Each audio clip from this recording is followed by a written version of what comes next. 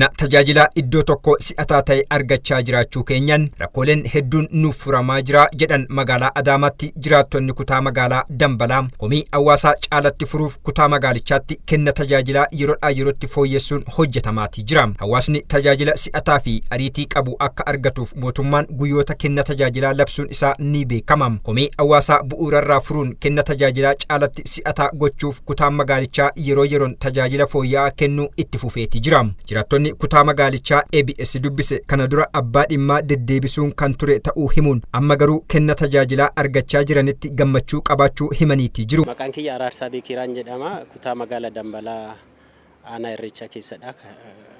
Tajaajilaaf dhufe asitti argattanii haalli amma jiru baay'ee fooyya'insa qaba.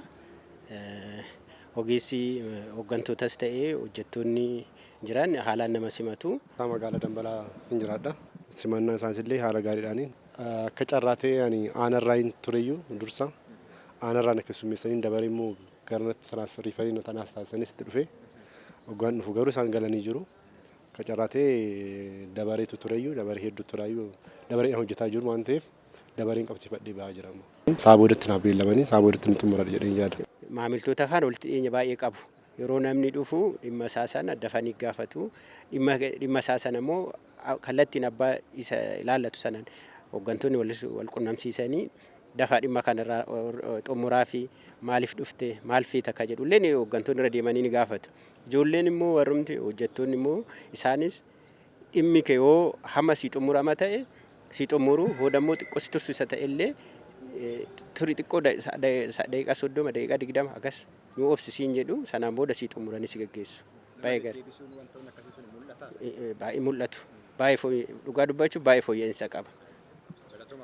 Ulfaadhaa isin dhuftanii asitti yaada uummataa akkanatti waan jiru hordofuu keessaniif guddaa galatooma. Darbee naannoo Shinshaanoo lafaatti komiiwwan jiran wal hubannoon furamuu fi akka qabus gaafataniiti jiru. Caraqaa ture. Caraqaadha addee wandoo qaba. Ayyar kaartaa ni qaba. Ayyar kaartaa hin qaba garuu caraqaadha. Maaliif amma karaan abbaan 20 sun asiin hoo dhufu karaan immoo abbaan 40 kun siruma nu fudhateetuma deeme. Gara itti baqannu dhabne. Cinaa garanaa hoo hin gallayyan dirjitiidha. Cinaan kunis dirjitiidha. Hunduu waan bakka hin qabneef bakkuma hunduma isaa waan nurraa fudhaneef gara itti deemnu dhabne. Itti gaafatamaan waajjira lafaa kutaa magaalichaa obbo Mangistuu Darajjeem. Guyyaan hunduu guyyaa tajaajilaa ta'ee jira. Achi keessatti iddoo tajaajila iddoo tokkotti ogeessi keenya bakka bu'ee guyyaawwan hunda kana ni hordofan dhaggeeffata jechuudha. Komiiwwan kana qabatee gara ogeessaa yoo ta'e gara ogeessatti geessa. Gara abbaa deemsaa yoo ta'e abbaa deemsaa bira geessa. Hoogganaa laallaa ta'e immoo gara amma komiin yeroo ammaa kana xiqqoon baay'achaa jiru ijaarsa seeraa alaa dambii boodaa regulaaraayizeeshinii raawwannu kana wajjiniitii wal qabateeti waan ta'eetiif sana keessatti warroota qajeelfamnee fi seerri hin kenninee fi immoo ibsinee fi hubachiifnee akkaataa isaa galuu danda'utti ibsinee fi amansiisneeti uummata keenya gaggeessaa jirra. Warroota immoo komii sirrii qaban immoo komii isaanii sadarkaa kanatti hiiknee fi komiin humnaa ol immoo jira yoo ta'e immoo gara magaalaatti dhimma isaa wajjiniitiin erginaaf jechuudha. Amma ammaatti garuu komiin humnaa ol ta'ee gara magaalaattis gara waajjira biraattis ergine hin jiru. Hawaasnis akkuma kanaan dura qajeelfama hubachuun tumsa irraa eegamu taasisuu akka qabus dhaamaniiti jiru. Hawaasni keenya keessumaatii immoo magaalaa Adaamaa, magaalaa bareedduu, magaalaa hawwattuu, magaalaa jireenya dhala namaatiif mijooftuu taate uumuuf uummanni kana cinaa dhaabatee deeggaruu qabachuudha.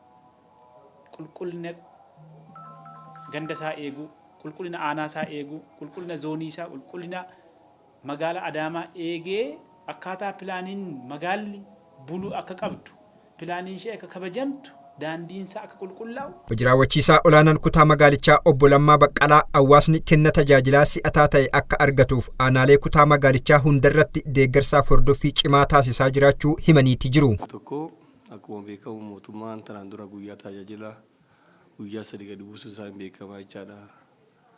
Kan mootummaa duraan labsiin gadi bu'ee jechaa keessaa guyyaa wixataa sadarkaa aanaatti hoggas taa'ee kan keessumus guyyaa roobii immoo akkasuma sadarkaa kutaa magaalaatti kanarraa kanaaf immoo kan kaarra darbe sadarkaa magaalaatti jimaata gaggeeffamaa ture jecha oduu jirru amma immoo yeroo ammaa kana akka magaalaa keenyatti kan sadeen idileessi mootummaan akka jiru ta'ee amma kenni murtuu tajaajila iddoo tokkoo akka magaalaatti bifa haaraatiin dhufee jechaadha.